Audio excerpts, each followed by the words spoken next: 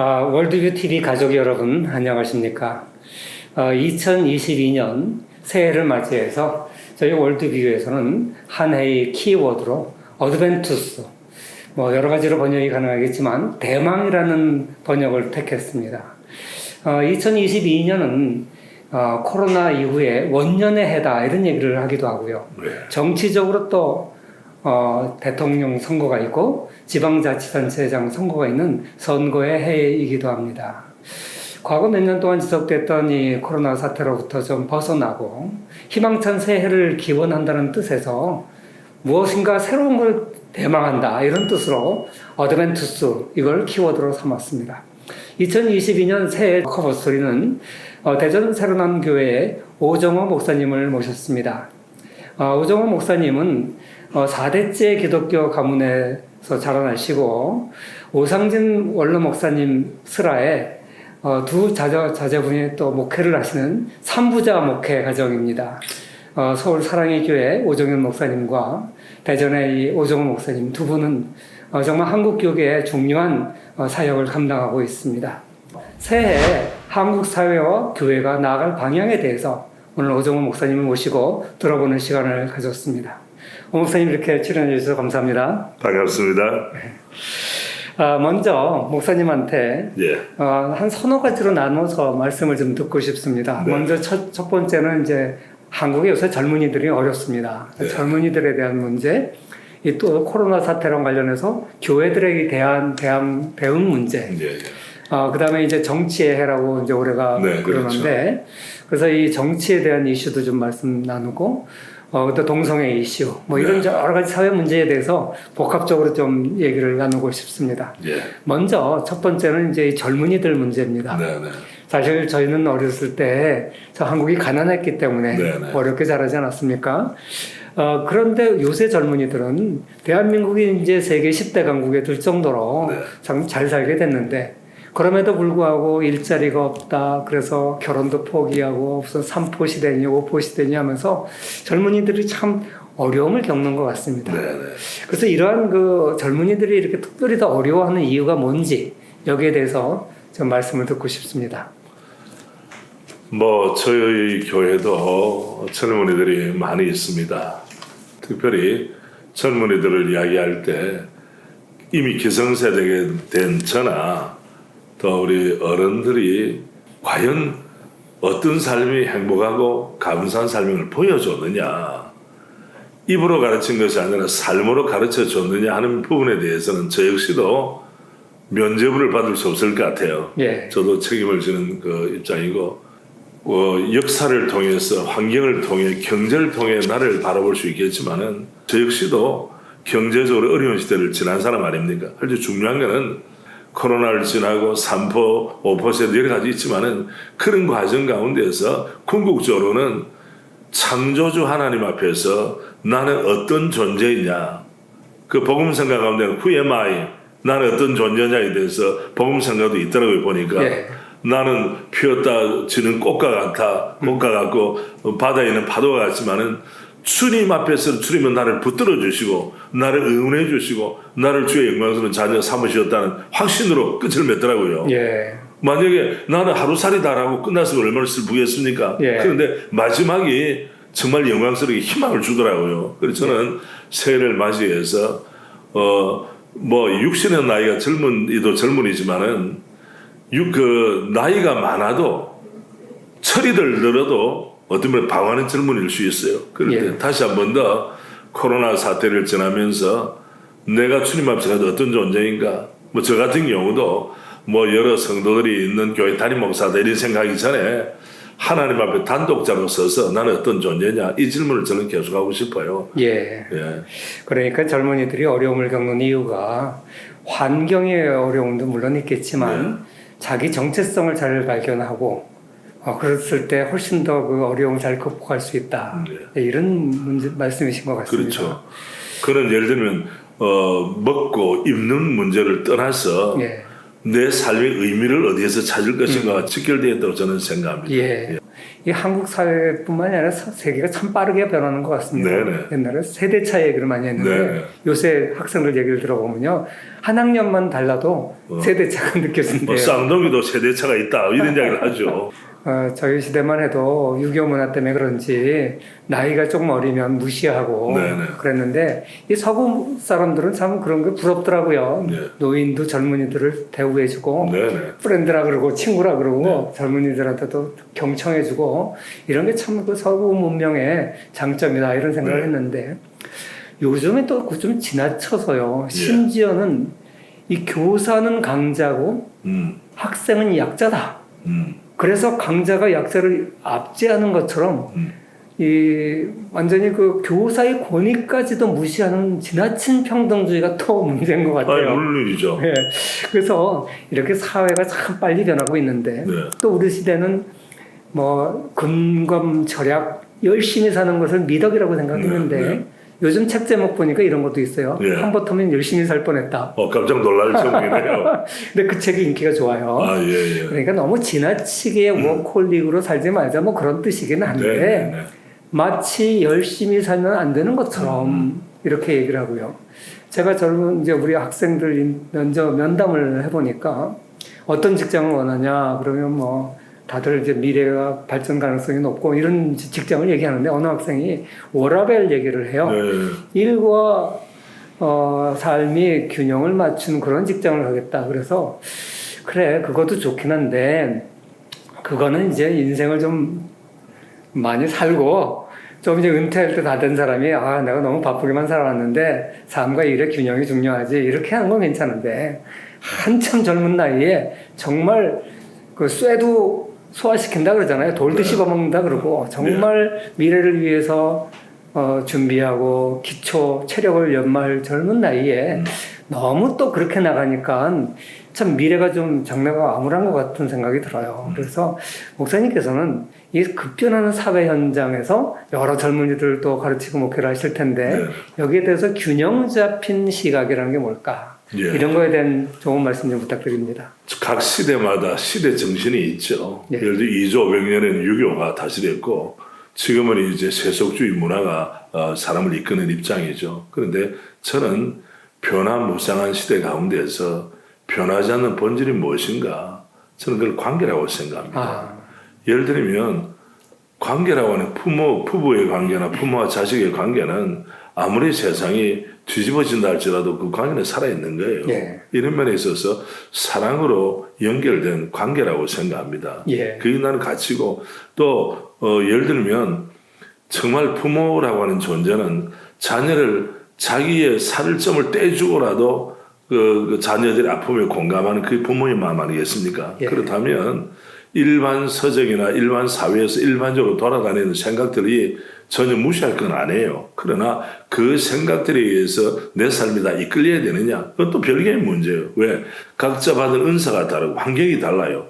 또 교육의 배경이 달라요. 특별히 우리는 크리스찬 아닙니까? 크리스찬이라는 말 자체가 나는 그리스도께 속해 있다. 소속감이거든요. 예. 그러면 건전한 소속감에서 뭐가 나오느냐? 나는 어떤 가치 있는 존재인가? 나는 어떤 일을 할 수 있는가? 그걸 뭐 심리학적으로 능력감이라고 이야기하거든요. 예. 그러니까 첫 단추가 잘 채워져야 되는데 어떤 이론과 학설에 의해서 내 인생관이 결정이 되느냐? 삶의 소위 베이직, 파운데이션, 기초가 형성되느냐에 따라서 그 위에 어떤 집을 세울 것이냐 다르죠. 지난번에 우리 제주도 앞바다에서 지진이 났잖아요. 예. 뭐 전 국민 갑자기 비상이 걸쳐도 휴대전화 보니까 갑자기 지진이 났다고 했는데 저는 여기에서 어떤 사상적인 지진이나 사회적인 변화가 있다 할지라도 내진 공법을 써서 내 인생의 집을 건축해야 되는데 문제는 뭐냐면 자재를 선택하거나 기초를 택하는 것은 내 책임이라는 거예요. 아무데나 그냥 그 선택해놓고 나서 나중에 나는 왜 이럴까 이게 아니라 검증되고 또 불변하는 그 원리 기초에다가 우리의 집을 지어야 되지 않겠느냐. 그래서 그렇게 하면 또 어떤 분은 목사님은 또 목사님이기 때문에 뻔할 뻔잖아요. 그게 아니라 주님의 사랑의 대상인 나와 주님은 나를 목적을 두고 이 세상에 나를 보내셨다는 거 궁극적인 그 결말이 되겠죠. 거기에서 출발하지 않으면 우리 인생은 허무하게 된다고 생각해요. 예. 궁극적으로는. 예.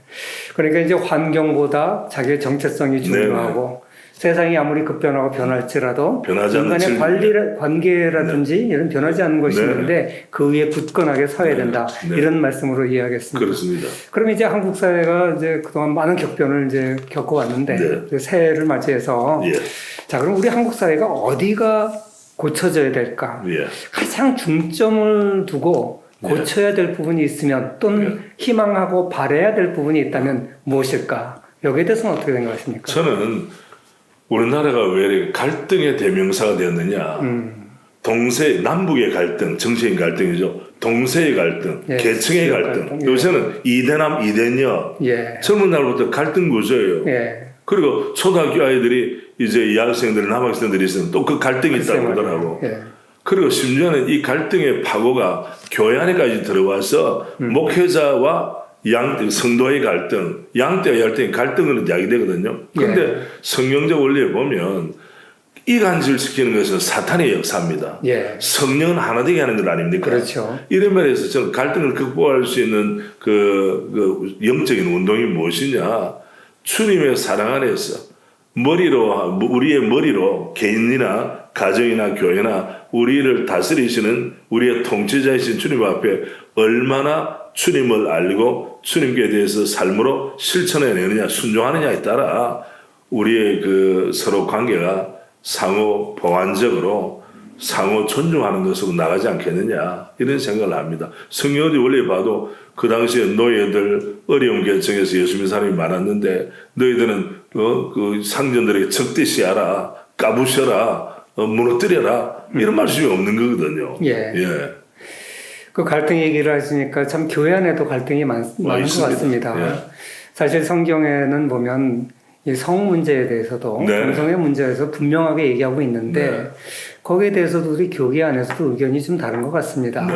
물론 성 문제에 대해서 동성애자나 이런 사람을 차별하라는 의미는 아니지만 뭐 우리가 죄는 죄라 그러고 그러나 죄인조차도 품어주시는 예수님의 사랑을 품어야 되는데 이 동성애 문제에 대해서도 교계 안에서는 여러 가지 생각이 있는 것 같습니다. 목사님 이 문제에 대해서 어떻게 생각하세요? 저는 이 문제에 대해서 여러분 기도해 왔고 액션을 취해 왔죠. 한마디로 역차별을 하는 세상이 된 것도 같아요. 그러니까 지금까지 미풍양속으로 내려온 가정의 제도, 한 남자와 한 여자가 결혼하는 것은 성경적 창조적 원리 아닙니까? 이것은 그 일반적인 면에서도 가장 아름다운 모습들이죠. 그런데 이 원리를 뒤집어서 어떤 선한 것을 찾겠다고 하는 건지, 그 대신 우리가 불행하거나 어려운 사람들을 따뜻한 눈길로 바라봐야 되는 건 사실이에요. 그런데 원칙을 뒤집어 놓는 업사이드 다운 시키는 것에 대해서는 우리는 진리 편에 서고 주님 편에 서고 미풍양속을 지키는 편에 서야 거기에 참는 기쁨과 만족이 있을 거 아닙니까? 만약에 거기에 개인적으로 원하지는 않았지만 빠져들어가지고 중독되다시피 한 사람들을 우리가 도와줘야지. 너희들은 너희들 성향대로 했으니까 그 도와준다는 것이 계속 빠져들도록 계속 밀어붙인다면 그는 서로 망하는 거죠. 그렇죠. 뭐 교회 안에 갈등에 대해서 얘기를 했는데 그 코로나 사태를 맞이해서 정부가 교회 예배에 대해서 금지하는 조치에 대해서도 우리 기독교 내부에서도 서로 다른 의견이 있고 서로 갈등하는 것 같습니다. 뭐 사실 이런 그 팬데믹 상황 하에서 당연히 교회가 다 조심하고 그렇게 해야죠. 그런데 그리고 이제 확산되지 않도록 막는 책임은 우리 모든 크리스찬들에게 있는 건 사실이죠. 그런데 이거를 교회 자율적으로 맡길 것이냐 아니면 정부가 강제할 것이냐의 문제가 있고요. 또 아주 심하면 강제할 수 있다고 생각합니다. 그런데 10,000원 버스, 10,000원 지하철은 다 놔두고 그리고 교회 띄엄띄엄 앉아서 예배 드리는 것조차도 이제 금지하는 조치에 대해서 이거는 이제 기독교 탄압이다 또는 정치 방역이다 이런 이제 비판이 있지 않습니까? 여기에 대해서 또 근데 일부 그 기독교 지도자들 중에는 당연히 괜찮다 그렇게 얘기를 하기도 해요. 그래서 사실 이 예배 금지 조치 때문에 뭐 1만 개 교회가 사라졌고 특히 초신자들 같으면 16%나 교회를 떠났다 이런 통계가 나오고 통계가 있습니다. 있죠. 그래서 이 정부의 방역 조치가 이 기독교 탄압으로 결과를 낳았다. 기독교를 탄압하는 조치가 있었다. 여기에 대해서 목사님 어떻게 생각하시는지요? 저는 가슴 아픕니다. 왜 가슴 아프냐? 목회자는 최전선에 있는 입장 아닙니까? 예. 초기 대응에 너무 미숙했어요. 예. 물론 이 코로나 이 팬데믹 사태가 사상 초유의 일입니다. 예. 이거는 우리 삶에 있어서 갑자기 욱하고 밀려 들어온 것인데 그럼에도 불구하고 뭘 저는 가슴 아파하는가 하면 우리 한국 교회를 대변할 수 있고 대표할 수 있는 기관이 정부에서 말할 때 파트너십을 가지고 혹은 카운터 파트너가 되어서 이 문제를 숙고해서 교회 자율로 맡겨야 되는 겁니다. 그렇죠. 자, 왜 그렇게 되느냐? 교회처럼 생명을 존중하는 데가 어디 있겠습니까? 그죠. 교회처럼 사람들을 한 사람 한 사람, 특별히 교회는 온 계층 다 있잖아요. 갓 태어난 아이들부터 이제 연세 드신 거 다 있잖아요. 그럴 때 제일 먼저 치고 들어온 것이 마치 예배를 드리면 거기에서 확산되는 것을 아예 그냥 정형화시켜서 아니 그냥 그 하나의 법제화시키다시피 해서 예배를 통제했거든요. 그러면 당연히 교회는 예배가 생명인데 제가 바로 이 자리입니다. 언론사에서 오고 또 대전광역시 방역당국에서 왔어요. 그래서 우리는 협력은 최선을 다한다. 그러나 내가 물어보자. 여러분들은 매일 출근하느냐 안 하느냐? 출근한대요. 그죠. 우리는 여러분이 출근하는 이상으로 예배를 소중하게 생각한다. 만약에 방역에 문제가 생긴다 그러면 출근 안 해야지. 따로따로 있어야 되는데 또 예배를 드리지 않는다고 해서 그리고 우리가 방역 추침을 지켜서 예배를 드릴 때 어느 정도 어떻게 발생한다. 이게 통계적으로 나온 일이 없어요. 그렇죠. 이런 면에서 제가 처음에 우리는 최선을 다하고 있다. 제가 뭐 말씀하셨지만은 서울에 지하철을 가보면 빽빽합니다. 그렇죠. 앞뒤로 마스크 끼고 말이죠. 20cm, 10cm, 30cm 이 안에 있다는 거예요. 우리는 예배실에 뚝뚝 들어서 앉는 거란 말이죠. 그런데 문제가 뭔가 하면 99명까지 다음에 방송 요원들 19명까지 네. 이게 뭐 하는 일입니까 도대체. 그죠. 이런 면에 대해서 이거는 과학적이지도 않고 상호 존중의 법칙도 아니고 그죠. 또 교회가 일방적으로 콕각 끼어서 끌려다녔죠. 그리고 또 문제는 뭔가 하면 적전분열이 일어나듯이 뭐 이 지금 그 정부 당국이 하는 게 적이라고 말한 건 아닙니다만은 예. 교회 안에 한 목소리가 돼도 부족할 때에 그렇죠. 이 사상초의 비대면이라고 하는 신조가 생겼잖아요. 맞아요. 예배는 원래 청년부에 나와 성도들이 함께 더불어 사는 것이 그렇죠. 예배밖에 없어요. 예. 이 비대면이라고 할 때는 우리가 한시적으로 특별한 목적을 위해서 하는 거지 이게 정착되는 건 아니거든요. 그죠. 그런데 처음에 우리 우왕좌하는 바람에 우리가 선제적으로 제압을 당했다고 저는 생각합니다. 그래서 우리 교회에서 예배 자유를 위한 예배 자유 수호연대 시민연대가 우리 교회에서 출발했어요. 아, 그랬군요. 네네. 예. 이게 비하인드 스토리입니다. 예, 예. 예자연. 그래서 우리가 지금도 하고 있고 저도 그 멤버 중에 한 사람이고 예. 지금 이제 지나보니까 정말 예배를 제대로만 드리고 그 상식적으로 집에서 나올 때부터 마스크하고 다 하고 자기 예배 드리고 우리 밥도 벌써 2년 동안 밥도 못 먹거든요. 그렇죠. 예. 예배 드리고 간단 말이에요. 여기다 꼬투리 잡을 것이 없어요. 그렇죠. 그런데 이제 그 규모가 적은 교회가 어떻게 하다 보니까 또 같이 있던 분들이나 또 수련회 하다가 있는 걸 침소봉대 해가지고 봐라 이게 교회발 아니냐 이렇게 되는 것 그죠. 그렇게 했고 또 하나는 밑에 뉴스 자막을 할 때 예배 강행이라고 국민들로 하여금 반감을 가진 단어를 의도적으로 사용했어요. 예배는 강행이 아니고 예배의 기쁨과 예배에 순종하는 거예요. 그런데 예배를 강행이란 말은 하지 말아야 될 것을 하는 것처럼 그죠. 예배 드리는 것이 교회의 사명이고 자연스러운 것인데 예배 안 드리는 것이 강행이죠 오히려. 그렇죠. 그런데 예배 강행이라는 프레임을 더 씌워서 교회를 그 국민들로부터 그 악감정을 가져가고 교회 내부적으로 이간질 시킨 것은 이거는 정부의 계책인지 이거는 어떤 프레임을 더 씌웠는지 우리가 심사숙고하고 다시는 이런 프레임에 말려들지 말아야 될 것이 아닌가. 예. 저는 개인적으로 생각을 합니다. 예, 이제 앞으로의 문제인데요. 네네. 지금 오히려 지금이 더 위험한 때인 것 같습니다. 네네. 왜냐하면 병상이 없고, 네. 그다음에 중증자가 지금 많이 많이 나오고, 나오죠. 치사율도 굉장히 높아졌고, 오히려 지금은 정말 정부가 나서서 거리두기라든지 이런 사적 모임 제한 같은 게 지금이 필요한 것 같은데 예. 이제 선거가 코앞이니까 네. 지금 안 하고 있어요. 네네. 그래서 야 이거 진짜 그동안은 안 해도 될 때는 강행을 하고 정작 필요한 지금은 안 하는 것을 보면서 정말 그동안은 이거 정치 방역 아니었나 이런 생각을 합니다. 앞으로 이제 이 확산세가 계속 지속되면 정말 교회들이 그동안 이제 나서서 방역을 철저하게 하고 있지 않습니까? 네. 그래서 앞으로는 어떻게 우리 교회들이 준비를 해야 될까요? 그 의학적인 면이나 국민의 생명을 최우선시한 일에 정치 논리가 개입이 되면 반드시 부작용이 발생할 수밖에 없어요. 구조 자체가. 우리는 교회는 교회대로 최선을 다해서 국민의 한 사람으로서 또 다른 분을 존중하는 의미에서 우리 방역을 해야 되겠지만은 나라에서는 이 기회를 통해서 교회를 핸들링하자 다 국민들의 마음을 여론을 모아서 자기들이 끌고 가고 싶은 방향으로 끌고 가면 되는 게 아니고 국민들의 생명 정말 존중한다는 그 초심을 잃지 말기를 바랍니다. 예. 저는 그런 생각을 합니다.